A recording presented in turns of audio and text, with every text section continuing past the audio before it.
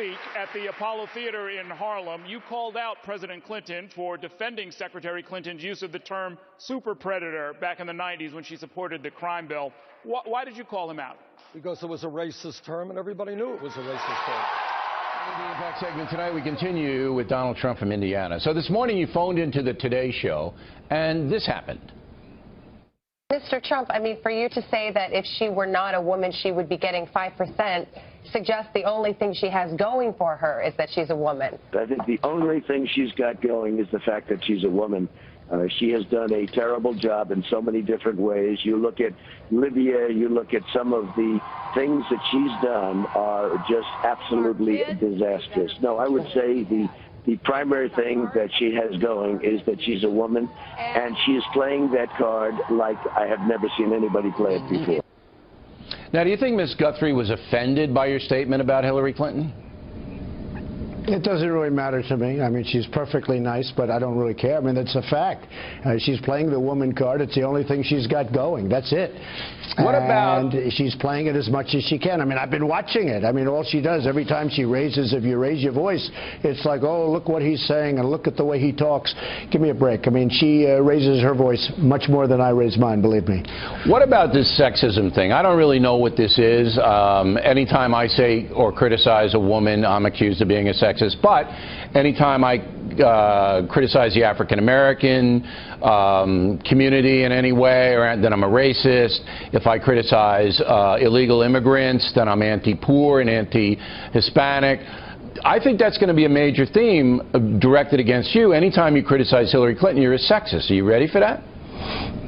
No, I don't think it will at all, and I'll tell you why. She's going to try and play it, but I'm going to bring jobs back to this country. Nobody respects women more than I do, by the way, and I see it at the rallies. And you saw it just the other day in New York, in Pennsylvania. You know, I won all these states in landslides, and I just absolutely killed everybody with the women. The women came out in droves, and I won the women category. I won African American. I won virtually every category. I won landslides, and that means the 5 that we just won, and then New York the week before.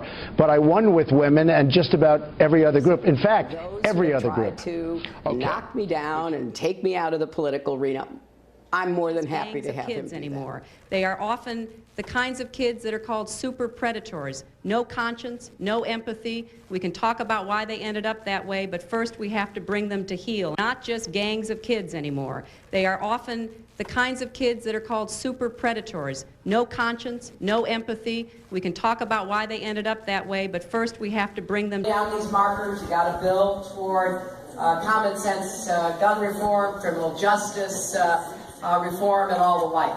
So I think we've got a very, I think we've got somebody saying here, we have to bring them apologize for mass incarceration. Okay, we'll talk about it. I'm not a super predator, Hillary Clinton. Okay, fine, we'll talk about it. You apologize to black people for mass incarceration? Well, can I talk, and then maybe you can listen to what I say? Okay, fine. Thank you very much. There's a lot of issues in this campaign. The very first speech that I gave back in April was about criminal justice reform and about predators. You're being rude. It's not appropriate. Predators. That's rude. This is not appropriate. That's rude. Now, you want to hear the facts, you just want to talk. I know that you called black youth super predators in 1994. Please explain the record. Explain it to us. You owe black people an apology. Well, excuse us. That's an inappropriate thing. If you will give me a chance to talk, I'll approach your side.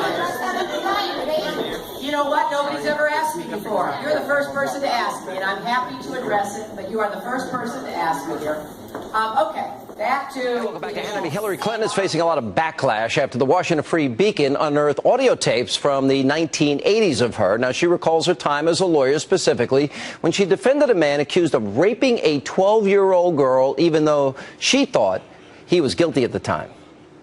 Remember that case where I represented that guy?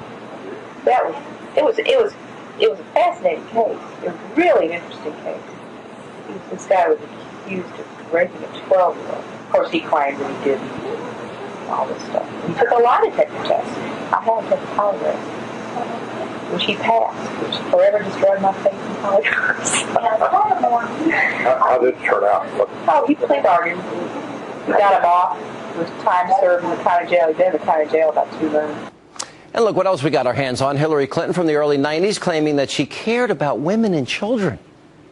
Over the past 25 years, I have worked persistently on issues relating to women, children, and families. It is a violation of human rights when individual women are raped in their own communities. It is a violation of human rights when a leading cause of death worldwide among women ages 14 to 44 is the violence they are subjected to in their own homes by their own relatives. Here with reaction to more, the always outspoken Ann Coulter. Nobody in the media is covering this story. Now, she got the guy off with time served, even though she said, I gave up my faith in polygraphs. So she's defending somebody she knows is guilty of raping a 12-year-old girl, gets him off, is laughing about it on tape. Right. And then is the great champion of women. And right.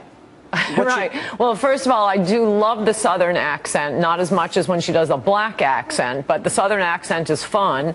No, I think this is a pretty serious matter, and I first heard about it on your radio show. I didn't know what you were talking about. I don't think this is going to go over well with normal people because it fits in with the whole idea, both of the Democratic Party and particularly the Clintons, that they are just con artists pretending to care about the little guy while they're using legal trickery to perpetrate injustices on the weak and powerless, which is what Hillary Clinton did here. I mean, this poor girl, if you read about what the crime was, it's quite shocking, more than comes across in that little fake Southern accent conversation she gives. It was two guys who brutally raped and beat a 12-year-old girl who was a virgin. She was made infertile. She was in a coma for 5 days. And Hillary Clinton not only defended this guy, do not believe what they are saying elsewhere, that lawyers are required to do this. You know, oddly enough, I am a lawyer. I practice law. I don't know any lawyers who have defended criminals. I mean, personally. She said she did it as a favor. You have to reach out to take these cases. No one forces you to defend, Ted Bundy. It's always the same lawyers doing it. In any event, she submitted an affidavit claiming that this poor 12-year-old girl was a fantasist, that she had falsely accused other people before. When the girl was presented with this recently, she didn't know that Hillary had worked so hard to get her rapist off. She said, I don't know what she's talking about. She's lying in this affidavit. How can we trust her as president if she'll lie in a court case to defend the rapist of a young girl? And I just think it fits into this whole, oh, I feel your pain phoniness of the Clintons. Often the scandals that hurt the most, like Gary Hart, for example, being caught in the monkey business having an affair. When it hurts the most is when it fits into an image a sneaking suspicion people already have about you, and that is the suspicion people have about the Clintons, the big defenders of women and children. She's laughing about getting a guilty rapist off. I think this is a big issue. I think it's bigger than Benghazi. And I got to tell you, and you think back to the last election campaign, and one of the big stories was that Mitt Romney may have cut some kid's hair in high school. No, but I'm sorry, but the contrast is just shocking. I know. What is it, the Cranbrook School up in Grosse Pointe, Michigan? They have to go back 40, 50 years, and I think the kids' parents were defending Mitt Romney, some high school alleged prank that neither the family nor Mitt Romney remembered. And they're running that every day on the cover of the Washington Post. This is when Hillary Clinton was an adult, when she was a practicing lawyer, and it fits in with what I would say not only about the Clintons, but about the Democratic Party generally, this nonsense. I never want to hear about the Republican war on women anymore. In addition to this, we have just this week New York taxpayers spending $40 million to pay off 5 savage rapists from Central Park, which I've written about a lot, including in my book Demonic. There's no question that these 5 were guilty. And again, it's just legal chicanery and the powerful putting one over on innocent victims of rapists. You have sold multiple #1 best-selling books. $84,000 for a $14 or $15 million advance. Hillary claiming she was broke the year she got an $8 million book deal. Seriously. And then she says, today, that, well, Bill and I aren't well off. And meanwhile, Chelsea Clinton says, I tried real hard to care about money. She got a $600,000 salary for almost a no-show job in television. Yes. What did they calculate it was per minute? Oh, it's crazy. $16,000 per minute Chelsea spent on NBC's airwaves. No, Hillary does not have the light touch that Bill Clinton does, and that's saying something, since I don't think he's so charming and charismatic despite the rumors. But that business about dead broke, what's funny is to see liberals, they flash back and forth between viciously attacking Mitt Romney for having worked for his money. He gave away all the money he inherited, worked for his money, made himself a wealthy man, and then when Hillary Clinton, who has acquired all of this money by being married to an adulterous president, and oh, we must make her president now, that's how she gets her money, and they turn around and start citing, FDR. Well, we want our presidents to be richer than we are. Wait, you weren't saying that about Mitt Romney. It was all Mr. Elitist out of touch. Ann Coulter, good to see you. You were quoted in the Drudge Report saying, I had only a few minutes. I wanted to make an appearance. Tell us about that meeting. They came in, but just before they did, the driver who was who had gone to the airport and picked him up came over to me and said that he was a local pharmacist in this area, and I think he's relocated now into Fayetteville. But he told me, he said, the whole topic of conversation from the airport was you, and are you going to be there? And this is a friend of yours, the driver? Yes. And he told you He that? came over to me and said that, and I really didn't know what to think about that. The minute they came in the door, I'm standing over in the living room area, and I see them come through the kitchen area, and I see her going up to someone, and they're pointing at me. And I see him go the opposite direction. I assumed when they came in, if I was still there, that he might come up and say something. But she made her way just as quick as she could to me. And what happened? Well, I almost got nauseous when she came over to me. And she came over to me, took a hold of my hand, and said, I've heard so much about you, and I've been dying to meet you, or been wanting to meet you. I can't, it's just paraphrasing right now. And she said, I just want you to know how much that Bill and I appreciate what you do for him. And I said, well, thank you. And I started to turn and walk away. This woman, this little soft-spoken, pardon me for the phrase, dowdy woman, that seemed very unassertive, took a hold of my hand and squeezed it and said, do you understand everything that you do? I could have passed out at that moment. And I got my hand from hers and I left. How hard was she? She was really squeezing. Yes. Mm-hmm. She was just holding on to my hand. She didn't, because I had started to turn away from her. And she held on to my hand and she said, do you understand everything that you do? I mean, cold chills went up my spine. That's the first time I became afraid of that woman. You interpret that to mean she knew about the incident? I certainly do. And thank you for keeping quiet. The final part of my exclusive interview with Juanita Broaddrick. Is something motivating you? There's something you want to say? Why did you want to come out now? I think it's because they have turned a deaf ear, to my situation. I have really wrestled with this in my own mind, what I should do, and it's so upsetting to see Hillary Clinton and Bill Clinton do the things that they do now and have the past that they have on this situation. Mm-hmm. You never wrote a book. You never sold your story. You've had a lot of offers? I've had a couple of offers as well. Mm-hmm. But you never did. Hillary, our book comes out, as you know, it's out this week. Yes. 1 million copies are in print. It's a pretty large first printing. We read $8 million she got for the deal. One of the things she says in this book is that Bill had lied to her up until 2 days before she gave her grand jury testimony. He gave the grand jury testimony. And she said he came to her that morning, admitted the Monica Lewinsky thing. Let me read you what she says. I could hardly breathe. I was gulping for air. I started crying and yelling. What do you mean? What are you saying? Why did you lie to me? She said she didn't have a clue. She believed him up to that point. That is unbelievable. It's completely unbelievable, because I think she's always known, at least for the 25 years that I've been familiar with them. I think she's always known. I think she's always covered up for him. And like I've said before, I can't imagine someone covering up what a man and her husband has done just for the sake of power. You think that's what it's about? Yeah, I think it's power, and I think it's money.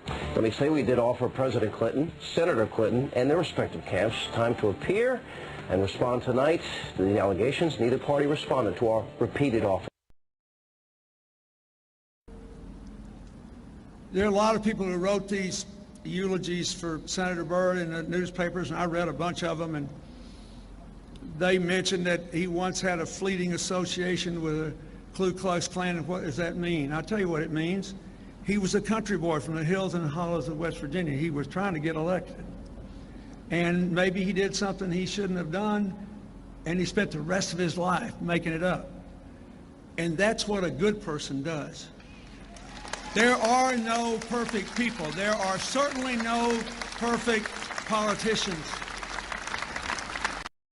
Today, our country has lost a true American original, my friend and mentor, Robert C. Byrd. Senator Byrd was a man of surpassing eloquence and nobility. And I will remember him for many things, but most of all, for a heartfelt comment he made to me in the dark days following the attack on our country on 9/11. My state of New York was reeling, and we were scrambling to provide support and relief. Think of me as the third senator from New York, he said, and he meant it. Thanks to the leadership of Senator Byrd, who chaired the Appropriations Committee, New Yorkers and Americans got the help we needed. I will never forget his devotion and his friendship in that critical time. It is almost impossible to imagine the United States Senate without Robert Byrd. He was not just its longest serving member, he was its heart, its soul, and its historian. From my first day in the Senate, I sought out his guidance. Her first interview yesterday in a long, long time, first national interview, she gave it to CNN. You give interviews all the time. You're out there, you're talking extemporaneously. Why do you think Hillary Clinton is not talking?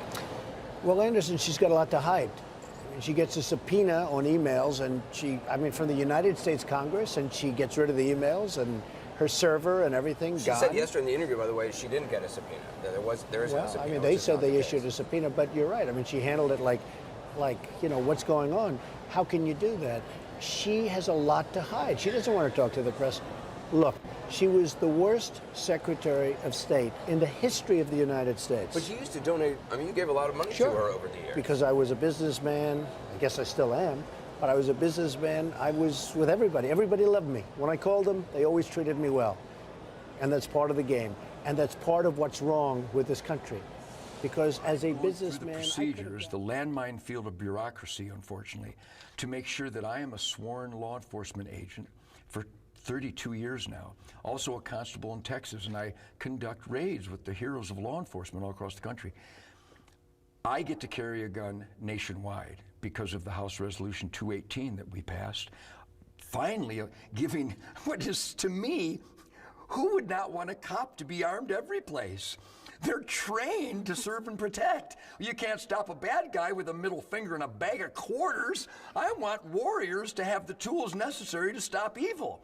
But that we had to get special legislation to authorize, look, I got goosebumps, it's so bizarre. Ted Kennedy thinks it's reasonable gun control to send in 2 deputy cops to a shooting at a pizza parlor in New York. They're both dead.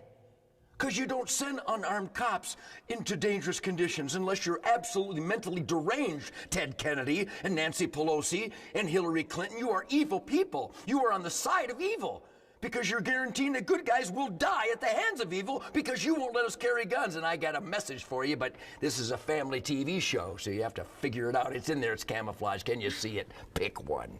It's indecent the other side. The gun grabbers are indecent. They are absolutely complicit in every violent crime that happens, because in every violent crime where there is an innocent victim, they are a descendant of Ted Kennedy's insanity. And that is, you will be armed, you will be helpless, and you will die. Ted Kennedy says so, not this guy. So are we going to see any questions? Anybody. And that is part of the problem. They are going to people showing videos of Donald Trump insulting Islam and Muslims in order to recruit more radical jihadists. Fact checkers have said that she was wrong. There is no video that ISIS is using as a recruitment.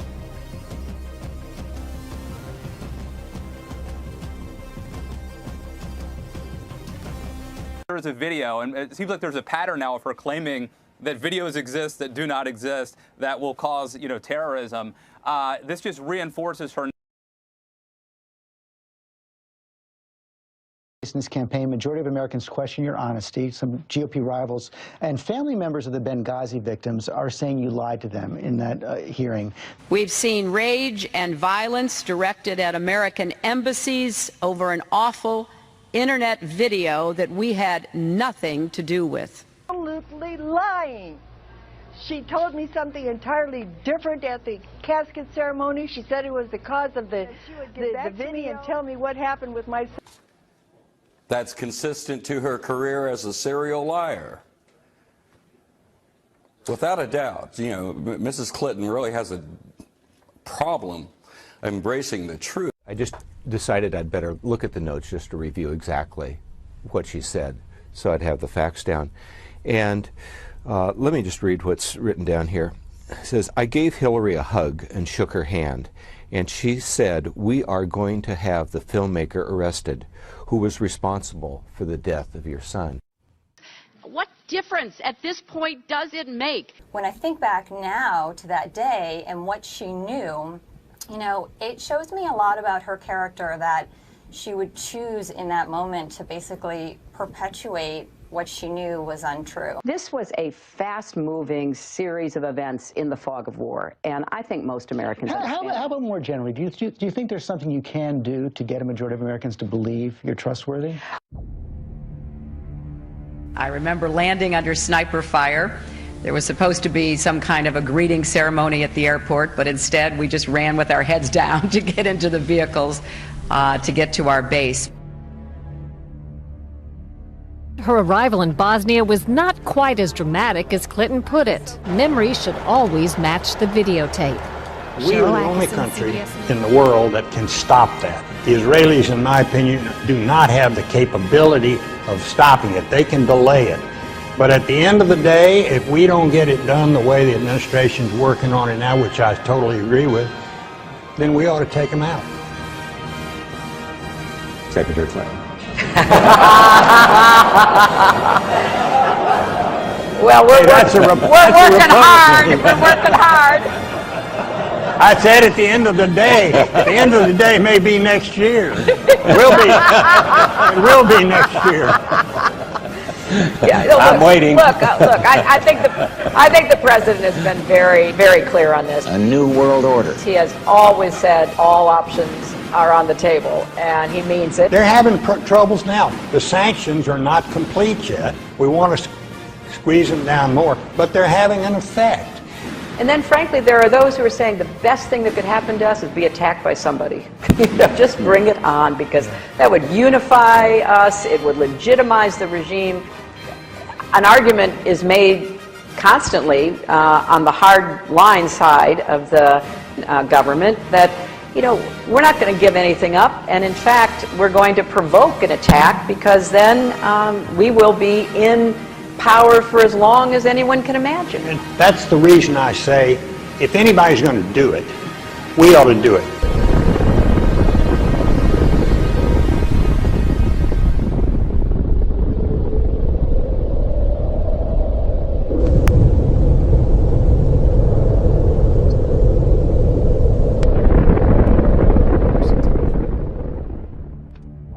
All my grandparents, came over here, and turns out only one was an immigrant, 3 were not. the server contains personal communications from my husband and me. The server will remain private. Only time I got on the internet, I did 2 emails. Otherwise, I didn't want to be one of them. I have been a critic of NAFTA from the very beginning. Frequent favorable comments about NAFTA, including this one in 1996.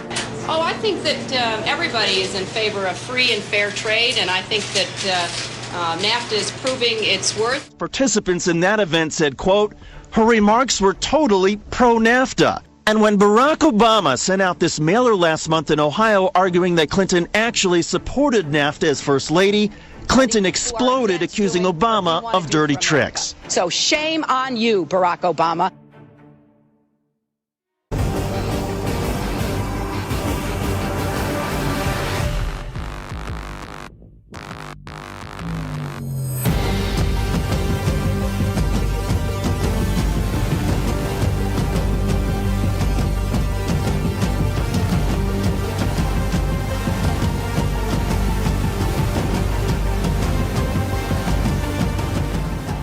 In 76, Jimmy Carter famously said, I will not lie to you. Well, I have to tell you, I have tried in every way I know how, literally from my years as a young lawyer all the way through my time as Secretary of State, to level with the American people. You talk about leveling with the American people. Have you always told the truth? I've always tried to. Always. Always.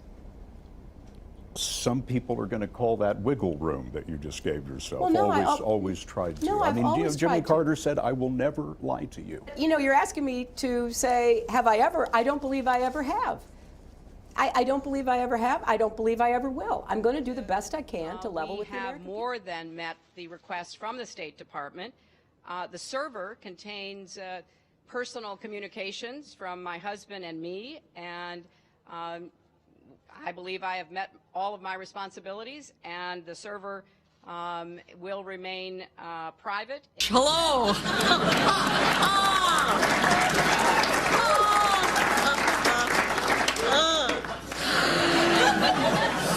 Recently, it was revealed that while I was Secretary of State, I did not use a government email. I used a personal one, leading many to believe I was hiding scandalous or incriminating emails. And to those people, I'd like to say, nice try. Those emails are clean as a whistle. This is not how Hillary Clinton goes down. Hi, it's Hillary. I really screwed up on Benghazi today. Please.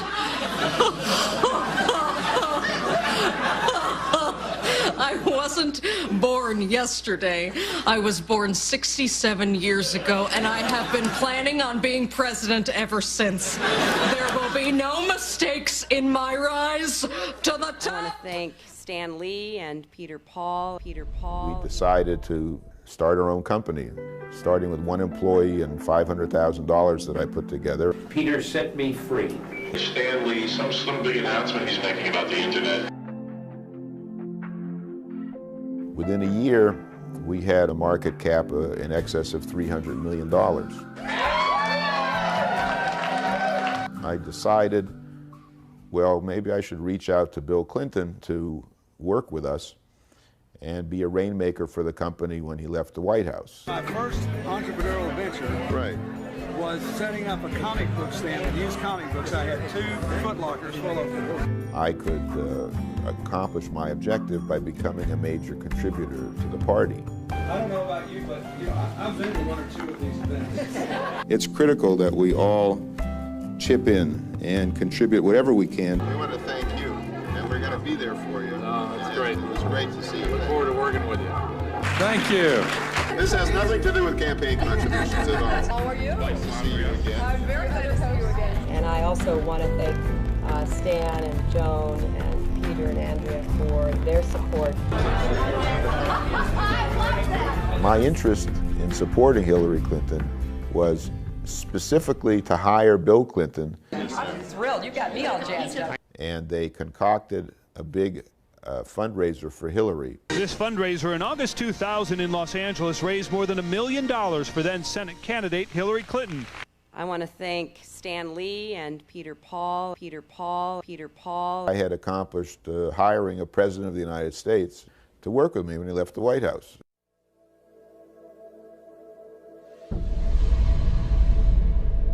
The Washington Post published the first article of Peter Paul having a felony record from 2 decades previous. And that I didn't contribute any money to her campaign, and she vowed she wouldn't take any money from me. And her representatives, in making these false allegations, were lying on her behalf. The Clintons now had to pretend that they did not even know who Peter Paul was. Do you recall Mr. Paul? Do you recall working with him at all? A few days later, on August 18th, they each sent me handwritten letters which professed our undying friendship, their undying gratitude. A full 2 weeks from the original story in which Hillary vowed never to take money from me, her finance director faxed me a request for $100,000. My reaction to that was, well, why would I send any more money when you vowed not to take any more money from me? This appears that it was planned all along that they were going to deceive Peter Paul, steal his Japanese business partner, and do damage to his company. Tendo Oto had promised to infuse Stanley Media with $5 million in November of 2000. Bill Clinton's business partner, Jim Levin, had flown to Japan, stolen Tendo Oto as a business partner, made his own agreement. And what he had effectively done was convince Oto, instead of working with the president with me and my company, that he could work directly with the president with Levin. So that began to trigger a meltdown of the stock. The company collapsed as a result. I discovered that in the filings that Hillary's campaign filed with the FEC, they had entirely omitted any reference to any of my contributions. The Clintons took $2 million from me and hid it. Now, what we're looking at here is the largest election law fraud in the history of the United States. And he told the feds that the Clinton campaign lied about it. Everything. And I delivered a demand letter to Hillary Clinton. We had filed the civil suit against the Clintons, which detailed all the money that I'd spent with copies of checks and invoices. And then I discovered that I was being investigated in connection with the misuse of my brokerage accounts. I was suddenly detained by Interpol in Brazil for extradition. They moved me to a remote part of this jail, which was called the Corridor of Death. The Clintons were able to have the original civil suit thrown out on the basis of that I was a fugitive at the time. Hillary's skill has been in seeing to it that obvious crimes didn't reach the level of being placed in front of a jury. Because if they ever had, she might have been baking cookies in the same place that Martha Stewart did. The court held that the case should proceed to trial. But clearly this could have implications for Mrs. Clinton's political future. Sure, this could have serious implications not just for her 2006 re-election campaign, but for 2008, where she's the front runner for the presidential nod. The chief of public integrity finally indicted David Rosen. The feds charging David Rosen with intentionally understating contributions for a Hollywood fundraising gala. Hillary Clinton's former chief fundraiser under fire for allegations of lying about the cost of a fundraiser put together on her behalf. The judge that officiated over the Rosen trial was appointed by the Clintons. The judge went out of his way, took every possible effort to make certain that everyone on that jury knew that Hillary Clinton had nothing whatever to do with what Mr. Rosen did. The whole idea was, we have to make sure that Hillary is completely out of this, and we have to make sure that Peter Paul is totally discredited. Senator Clinton has not been charged in the case. The media have not abrogated their responsibilities uniquely in the case of Hillary Clinton. They always have a tendency to fear power and to suck up to power. Hillary Clinton is not in the loop in any direct way. It would be very difficult to stretch fingerprints to the senator herself. I'd be amazed if there's any evidence directly. You're making an accusation. Can you prove it? How can you prove it? What proof do you have? Hillary Clinton called me in my office in July of 2000, and I started my video camera. Whatever it is you're doing, is it okay that I thank you? I think it's tremendous. No, you know what? We're having a good time trying to help out. Well, I'm very appreciative, and it sounds fabulous. I got a full report from Kelly today when she got back and told me everything that you're doing, and it just sounds like it's going to be a great event. But I just wanted to call and personally thank all of you. I'm glad you were all together so that I could tell you how much this means to me, and it's going to mean a lot to the president, too. First of all, it shows that she had personal involvement and personal knowledge of the details of this gala. You hear her describing how she solicited a contribution by share. Therefore, she was soliciting an illegal contribution. So that, too, is a violation of the law. And the FEC law is quite clear. It is a felony, punishable by up to 5 years in jail, for a candidate to be directly involved in this sort of fundraising activity if it exceeds $25,000. And the FEC found that it exceeded $1.2 million. It's crime on tape, very simple. What we're seeing here is a corruption of the political process, a corruption of the electoral process. Hillary Clinton and her representatives have been able to squash investigations in all three branches of government. The corruption just seems to extend to everything.